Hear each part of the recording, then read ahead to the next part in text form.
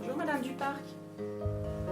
Madame Duparc, bonjour. Pour être en mesure de comprendre ce qu'on lui dit, un patient sourd ou malentendant a besoin que l'on s'approche de lui pour lui parler, que l'on croise son regard et que l'on soit à sa hauteur. Renoncez à vous adresser à lui à distance, depuis la porte, la fenêtre, derrière un rideau ou depuis la salle de bain. Osez demander au patient quels sont ses besoins. Comment souhaite-t-il qu'on s'adresse à lui ? En lui touchant l'épaule ou le bras, ou au contraire, en ne le touchant pas. Lui demander quelle oreille entend le mieux. Voir s'il préfère écrire en utilisant une ardoise. Demandez-lui s'il souhaite la présence d'un tiers à des moments particuliers. Il est aussi possible d'utiliser un amplificateur de voix pour faciliter les échanges. Vous m'entendez? Pour assurer la continuité de la prise en charge, tout ce qui est mis en place pour faciliter la communication avec la personne doit être documenté dans DPI. On va utiliser cet appareil maintenant pour communiquer.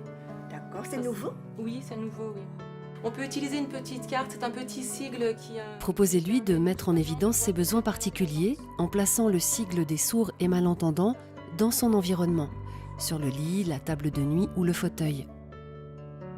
L'objectif de cet outil visuel est d'indiquer le handicap dont il souffre à toute personne entrant dans la chambre et de faciliter ainsi la communication.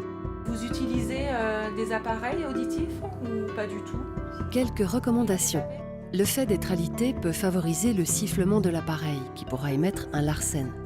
En effet, lorsque l'appareil auditif est en contact avec l'oreiller, un sifflement de l'appareil peut apparaître.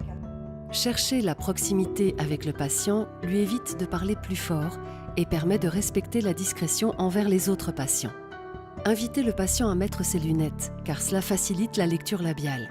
Un patient reconnu avec son trouble de l'audition se sent en sécurité lorsque les soignants s'adressent à lui avec bienveillance en tenant compte de son handicap. Il est important de garder à l'esprit que tout ce qui n'est pas bien entendu, donc mal compris, peut être source de malentendus.